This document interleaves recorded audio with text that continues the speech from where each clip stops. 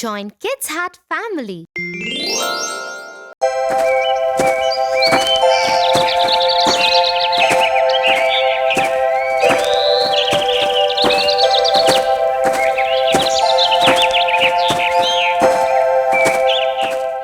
You know, my friend John stays with his cousins. Yesterday, he came late to the class and the teacher scolded him a lot. John said his cousin brothers made him finish their course before they let him leave for school. He said they always trouble him and make him do a lot of housework. Oh no, he must feel really bad. John is a very nice boy.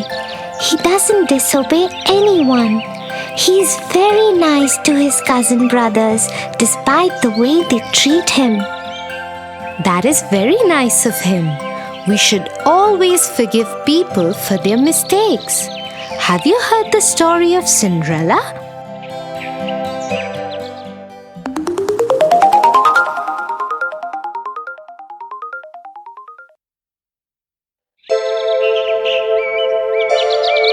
Once upon a time, there lived a young girl called Cinderella. Cinderella's mother had died, and so her father had married another woman who had 2 daughters.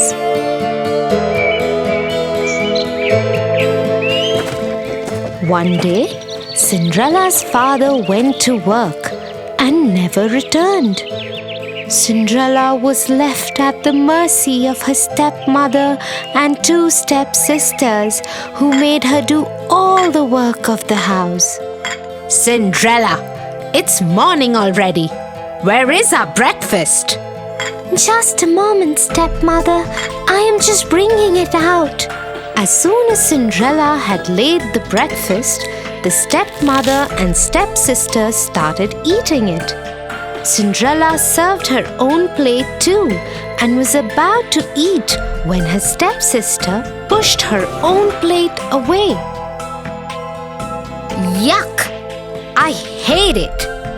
Yes, now that you mention it, it really is horrible. Mother, do something. Cinderella, are you trying to kill us? What kind of food is this? But stepmother, I have made it the way I always make it. How dare you argue with me? Go and make new breakfast for us. Don't you dare do anything else till we have had our breakfast. And this is what went on in their house every day. The stepmother and stepsisters troubled Cinderella without any reason. But Cinderella loved them still and never ever complained.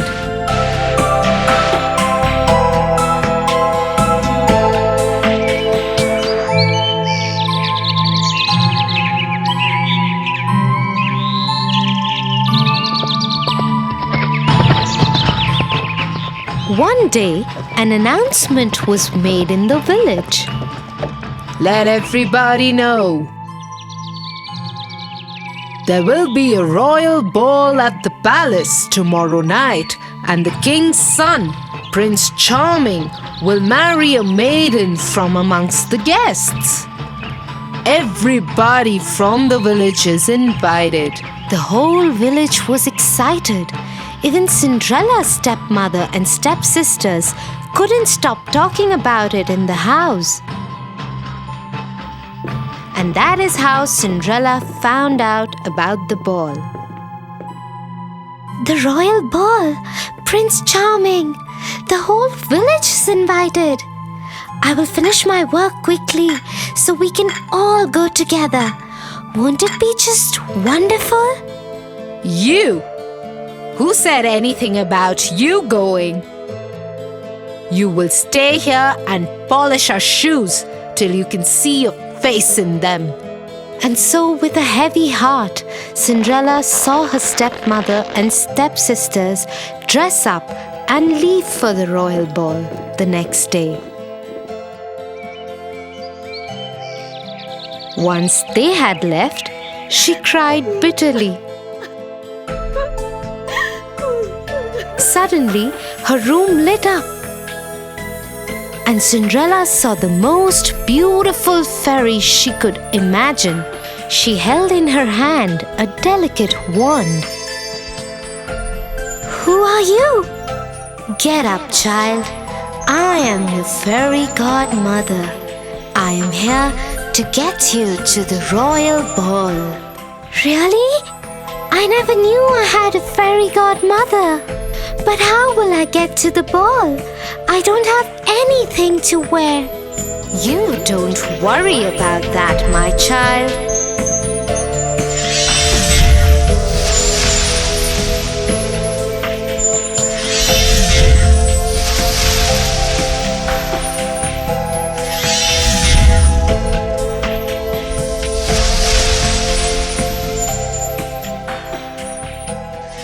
And so, in just a few minutes, Cinderella was ready for the royal ball.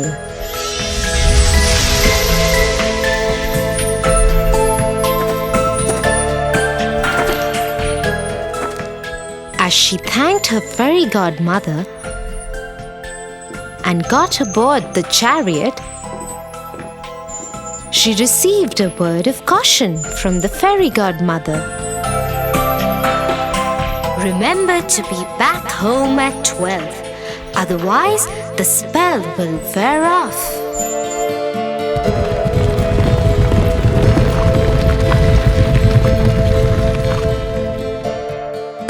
Soon Cinderella arrived at the palace.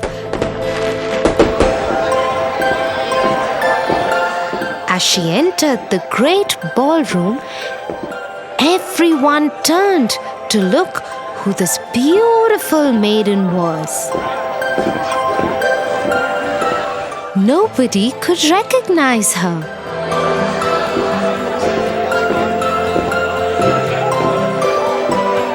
Not even her own stepmother and stepsisters. Prince Charming walked to her. May I have this dance with you? Yes, Your Highness. And so Cinderella and Prince Charming danced together throughout the evening.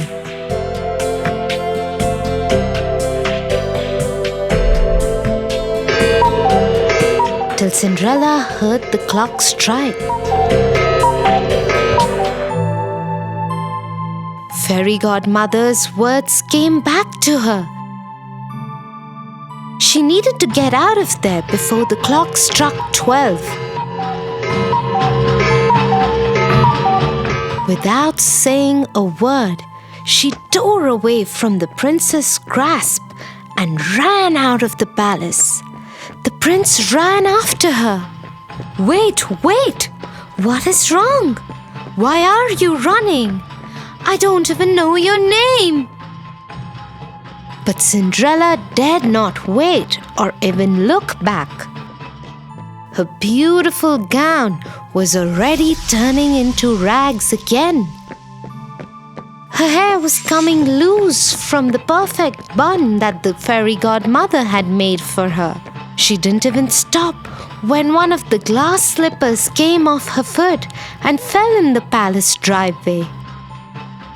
She ran out of the palace gates and vanished into the darkness on a path that led to her home. Once home, she went back to polishing the shoes that had been given to her and decided never to speak to anyone about the ball.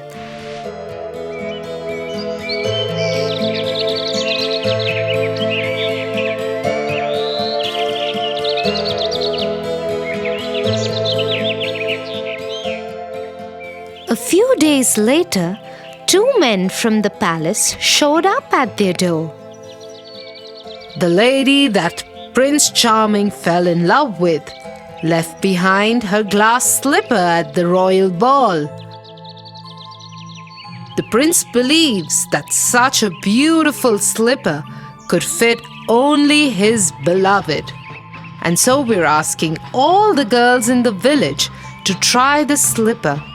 The one whom it fits would be the one the prince will marry. If you have any girls in the house, please ask them to try the slipper. Oh, yes, yes. I am sure it was one of my daughters. The slipper would fit one of them. And so both the stepsisters tried to fit their foot into the slipper one by one. They pushed and pushed, but couldn't get their foot in. Looks like it wasn't your daughters after all.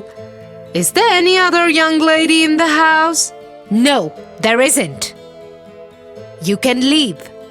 As the king's men made ready to leave, suddenly the door of the house was thrown open. And Prince Charming himself stood there. Who is this beautiful girl in the upstairs window? Madam, you have lied to us. I demand that the girl be called forth and try the slipper. Yes, but she is only a servant girl. Nevertheless, Cinderella! Cinderella! Come down here at once! Yes, stepmother. the moment Prince Charming saw Cinderella, he knew he had found his beloved. He took the slipper from the king's man and slipped it on to her foot himself. The slipper fit perfectly in a moment. Cinderella was once again transformed into the beautiful maiden from the night of the ball. Prince Charming took her to the palace with him.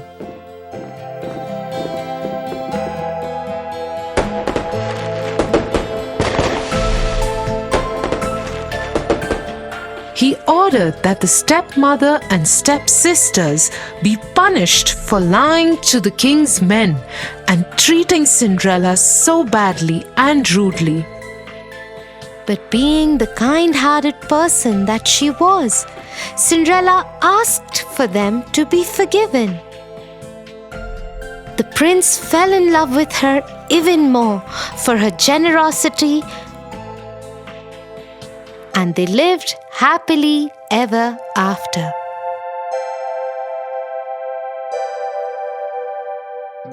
Wow, Tia, how wonderful is it to forgive people? Thank you for telling me this story. I will tell it to John too. I'm sure he will like it. Okay, shall we go home now? I think it's getting late.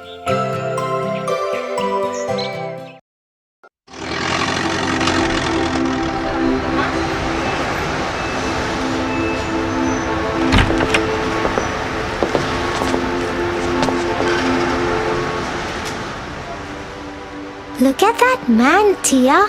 He looks so scary. I wouldn't want to be around him. That is not a nice thing to say, Tofu. Just because he scares you doesn't mean he's not kind and caring. Let me tell you a story of the Beauty and the Beast.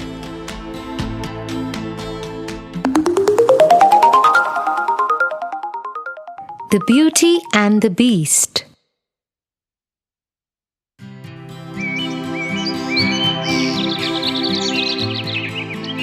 Belle lived in a village with her father Morris, who was an inventor. One morning, as she was returning from the market, a hunter named Gaston stopped her. Gaston was an arrogant young man. Everybody in the village knew he always got what he wanted.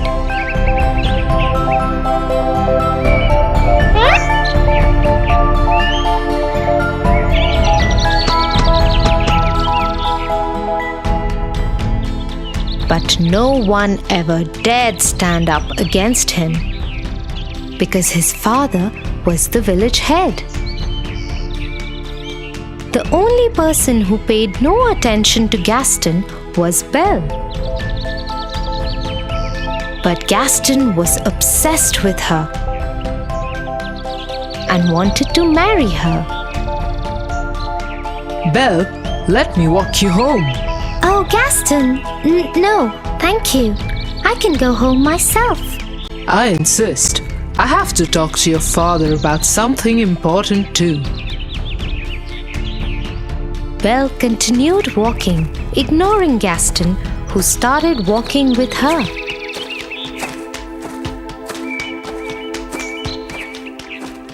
Once home, Belle quickly went inside. Morris, Morris, come out. I have to talk to you. What is it? It is your lucky day. I am going to marry Belle. You have lost your mind. Go away, Gaston. Belle is never going to marry you. Just then, there was a loud explosion in Morris's lab, and he took off towards it. Belle also ran towards her father's lab. Seeing that there was no one he could push around, Gaston left.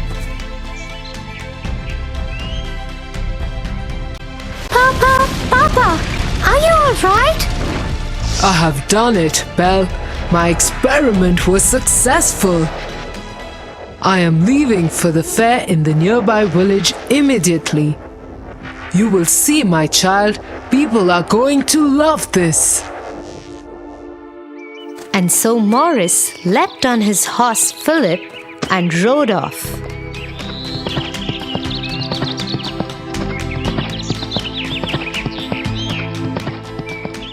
But as he was crossing the forest, he got lost.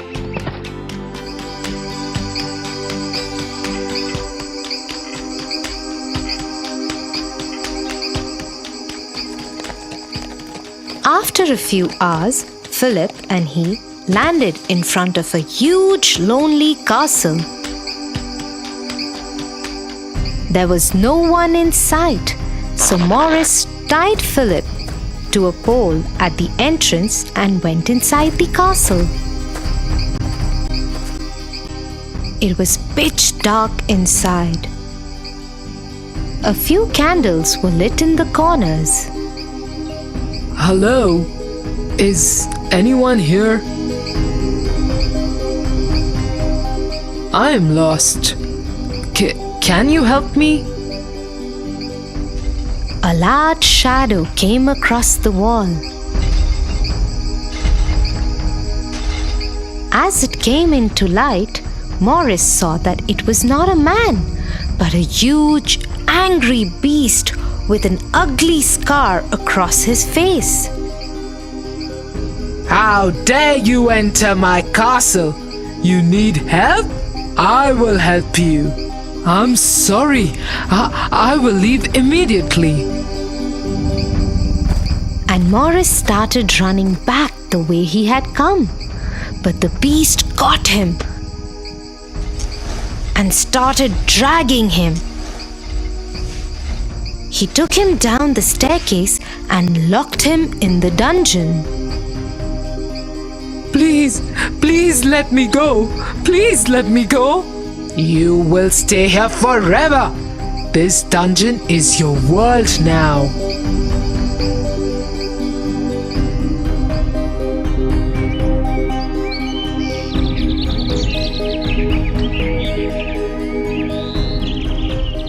A whole day had passed and Morris hadn't returned. Belle got worried and decided to go to the nearby village to look for her father.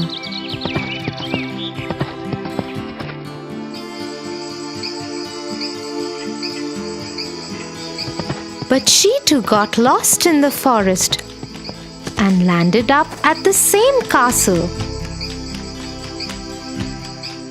Philip was still there, tied to the pole. Belle decided to go inside, just in case her father was there. Hello? Papa? Anybody here? How dare you enter my castle? Get out right away before I lock you in the dungeon too. Suddenly, the beast moved out of the shadows and stood in front of Belle.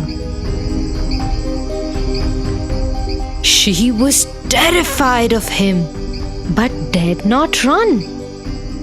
Somewhere from far away, she could hear another voice. It was her father. Please, please let me go. Let me go, please. Open this door. Let me go, please. Do you have my father? Can you please let him go? Hey, what are you saying? I will stay instead of him. Please let him go. Hearing this, the beast took Belle's hand and dragged her up the stairs.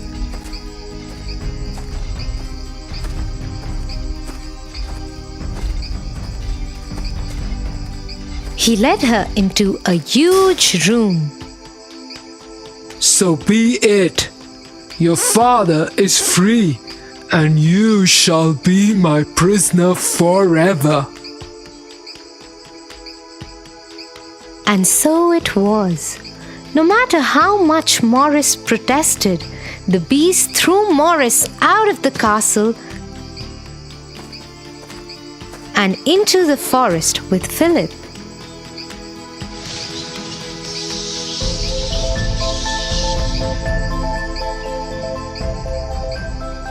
When dinner time came, Belle did not join the beast for dinner. Instead, she stayed in her room crying. The beast entered her room and said, If you are going to stay in this castle, you have to follow its rules. You are expected at dinner. Don't you dare miss it next time. You are a monster. You didn't even let me see my father one last time. Go away. I hate you. Seeing Belle heartbroken, the beast felt bad. He pulled out a hand mirror from his coat and gave it to her. In the mirror, she would be able to see whomever she wanted to see at that moment. Belle looked into the mirror and saw her father finally leaving from the castle and riding into the forest. But to her horror, she saw he and Philip had suddenly been attacked by a pack of wolves.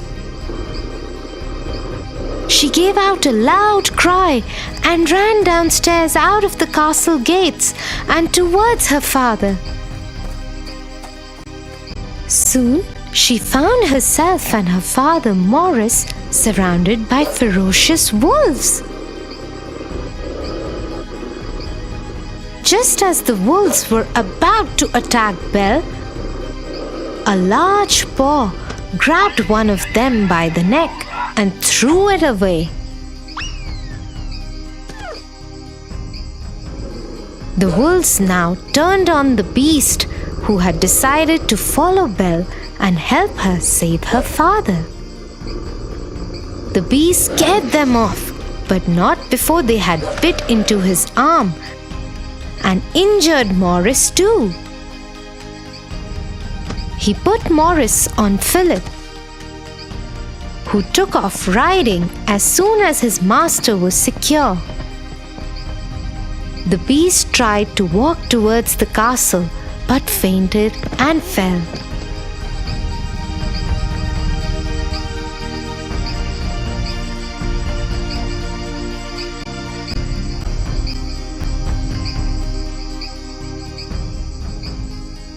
He woke up 2 days later to find Belle sitting by his bedside in his room. The wounds on the arm had been bandaged. You didn't go? You are awake. I hope you're feeling better. Thank you for saving our lives. Over the next few days, Belle nursed the beast back to health.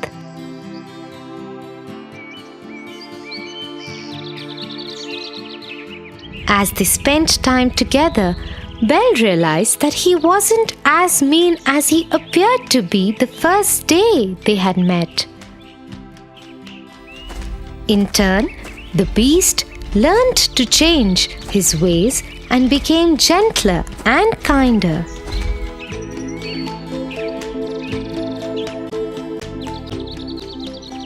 Soon they became very good friends. One day, Belle asked the beast if she could see her father in the mirror. The beast agreed and gave her the mirror. In the mirror, Belle saw all the villagers storming her house. They thought that Morris had gone mad and wanted to send him to the doctor. Nobody believed him when he kept insisting that Belle had been kept as a prisoner by a beast. Worried about her father, Belle requested if she could go to the village for a day just to save her father. And though the beast knew that she might never return, he agreed. Go, but take this mirror with you. In case you ever want to see me.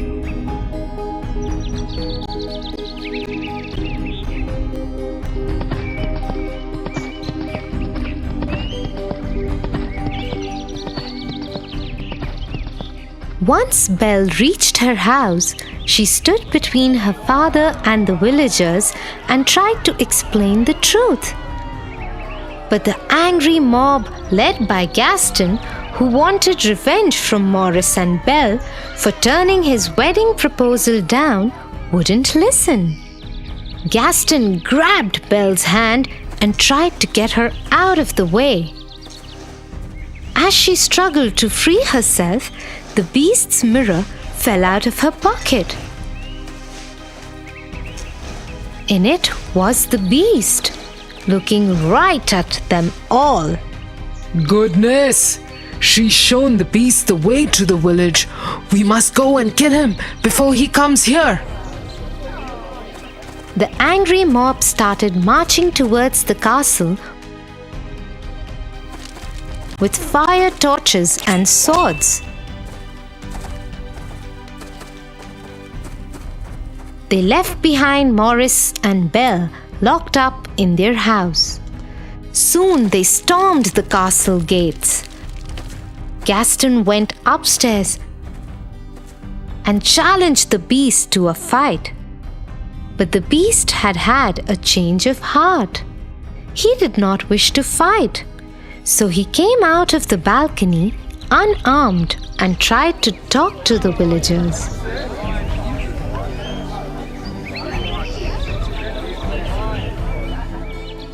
But Gaston wouldn't have it.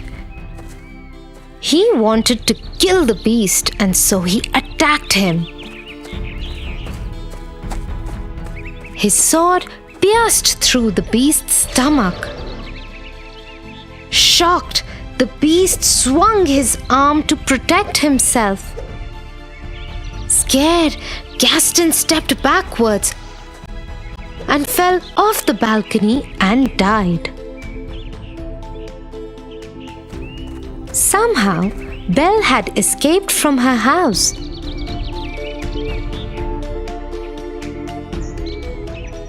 And reached the balcony just as the beast fell on the floor. I love you, Belle. I love you too. Please don't go. Suddenly, the castle lit up with thousands of candles. As Belle still lay crying by the beast, he turned into a handsome young prince. Belle, it's me. You freed me from the witch's spell. To break the spell, I had to love and win the love of another. You loved me even though I was a beast. You saved me, Belle. You saved me. It really is you? As they hugged each other, they saw the rest of the castle and the forest bloom with beautiful trees and flowers. So you see, Tofu, you should never judge people by the way they look. I'm sorry, Tia. I will always remember this now.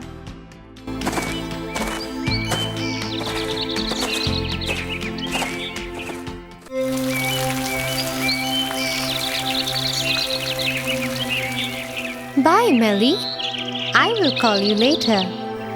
Hey, Tofu, how was your day? Oh, it was such a fun day, Tia. You know, that new boy who has joined my class, Kate? Yes. The one whom all the teachers like so much? Well, not anymore. They don't. What do you mean, Tofu? Some of us got together and got her into real trouble with the teachers. The teachers think it was all her fault. Tofu, that's horrible. How could you?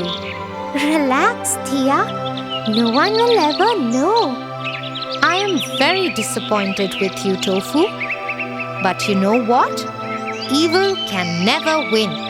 What are you talking about, Tia? Snow White and the 7 Dwarfs.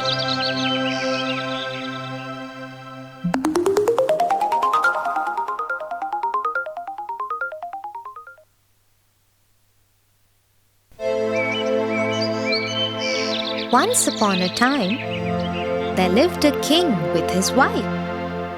Sadly, they had no children. This made the queen very sad. On a winter day, when it was snowing heavily, the queen sat in her garden and prayed with all her heart to have a daughter as beautiful as the winter, fair as snow, and with lips as red as the last red rose that bloomed in the garden.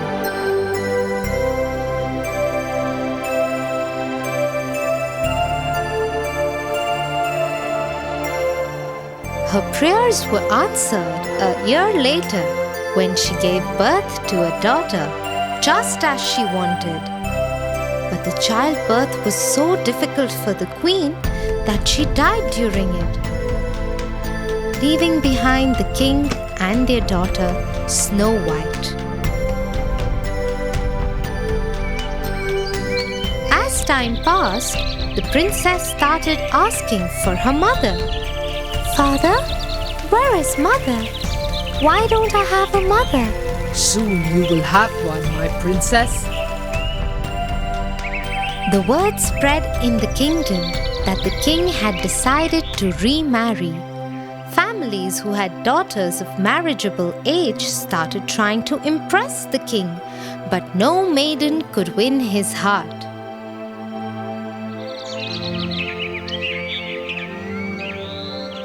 Till one day, an enchanting woman showed up alone at the palace. The king fell in love with her immediately, and they were married soon.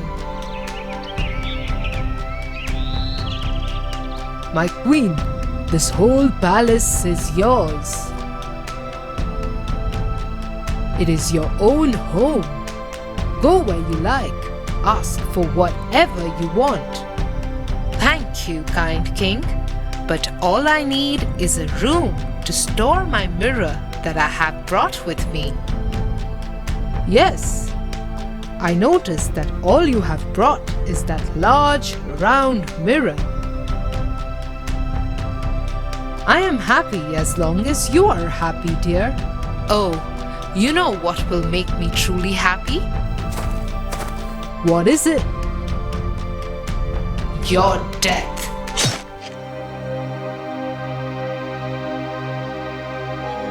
The queen was actually an evil witch who had pretended to be nice so that the king would marry her. Her true motive was to have a kingdom of her own.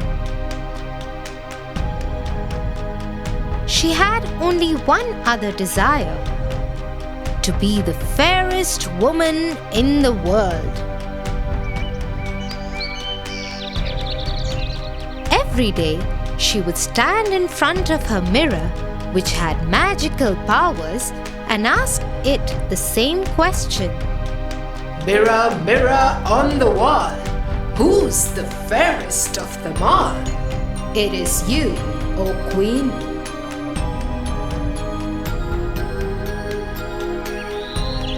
This went on for many years. The queen ruled the kingdom without any real love for its people. The people suffered under her reign, but no one dared say anything because they knew that the queen was a witch. The princess Snow White also had a similar fate. The queen did not even bother to look at her even once and left her alone and lonely. Till it was Snow White's 16th birthday. Mirror, mirror on the wall, who is the fairest of them all? Snow White. No! How dare you say that? I do not lie, Queen. She must die. She must die. God, come in. One of her most trusted guards came in. Take Snow White and kill her now. But my queen, she is just a child. Do as you are told. Yes, my queen. Afraid of the queen's anger, the guard took Snow White deep into the jungle to kill her.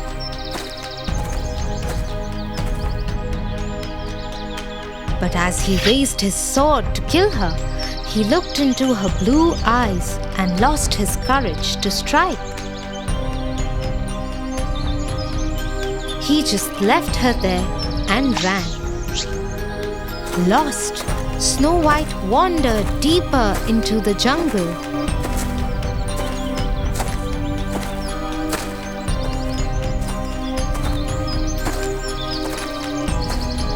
There, she came across a tiny cottage.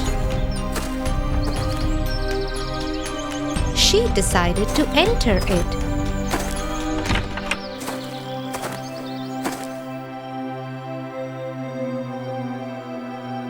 Look at this tiny home.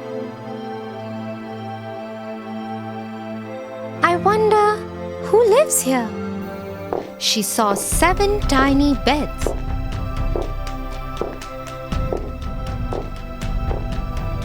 A dining table with 7 small chairs, and a kitchen which had 7 plates and tumblers.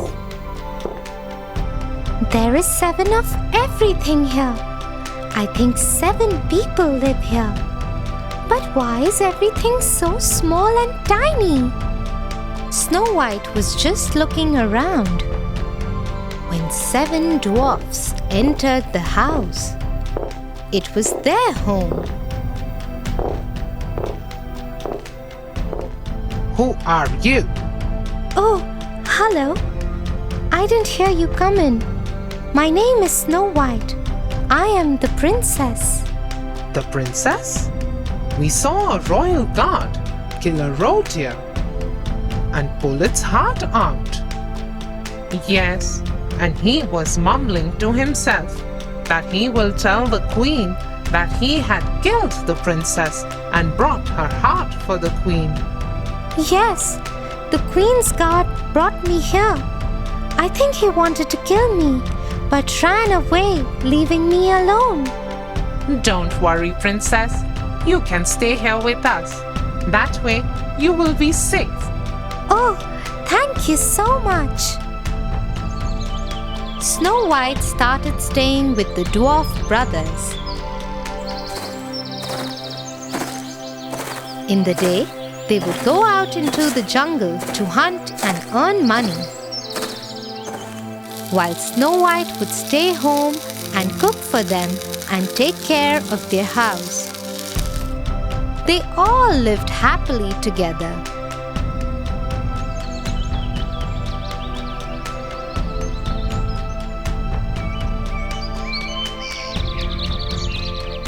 Mirror, mirror on the wall, who's the fairest of them all? Snow White. You are lying to me because I didn't visit you since you said this the last time. I cannot lie when you ask me something. But Snow White is dead.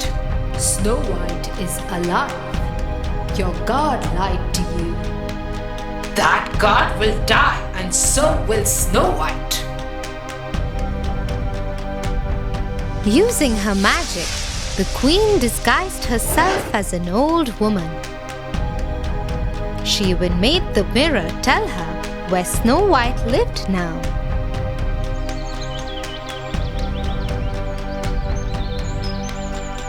As she entered into the jungle, she saw Snow White filling a jar with water from a stream. I am very thirsty. Please give me some water. Yes, yes.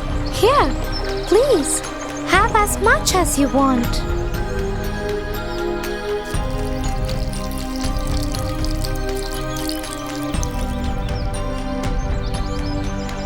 Thank you, dear girl. Please take this apple as a thank you from me. The apple looked so beautiful and tempting that Snow White just couldn't say no to it. She took it from the old woman, but she didn't know that the queen had poisoned the apple. As soon as she took one bite of the apple, the poison affected her. She fell down, stopped breathing, and had no heartbeat. The queen became very happy and rejoiced as she made her way back to the castle. But she was too distracted by her joy and fell into quicksand. With no one to help, she sank and died. Meanwhile, the dwarfs came home and saw Snow White lying there dead. They were heartbroken. Who did that to her? I think the queen found out about her. Look at that black half-eaten apple. I don't want to let go of her.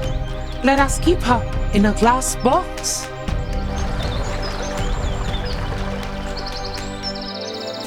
And so the dwarfs kept her in the glass box in the garden near their home. Every day they would keep a red rose on her box.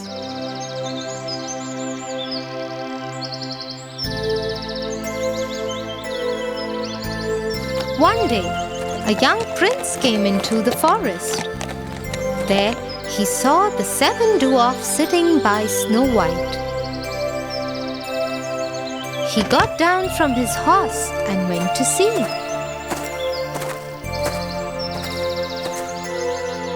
His eyes fell on Snow White, who was in the box. Who is she? What has happened to her?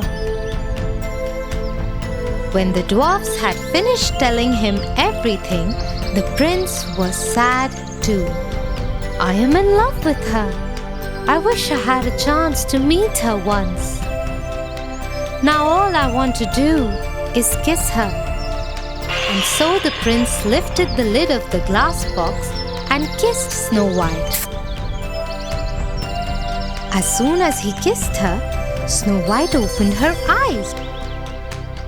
The curse of the poisoned apple had been broken. My princess, you are alive. Your love woke me up, dear prince.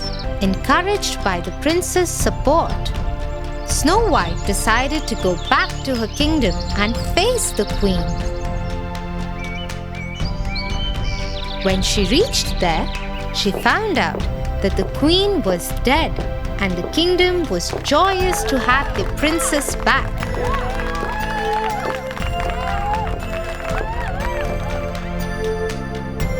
Snow White took over the throne with the prince by her side and even invited the dwarfs to come in the castle and stay with them. With her return, the kingdom was joyous once again. Tia, can you please take me to Kate's house? I have to apologize to her right away. I think I have been evil to her. Good decision, Tofu. Yes, I will take you there. Come on, let's go. Thanks, Tia. And I promise, tomorrow I will tell the teachers the truth too. For your favorite rhymes, stories, and more, join Kids Heart family. Subscribe here.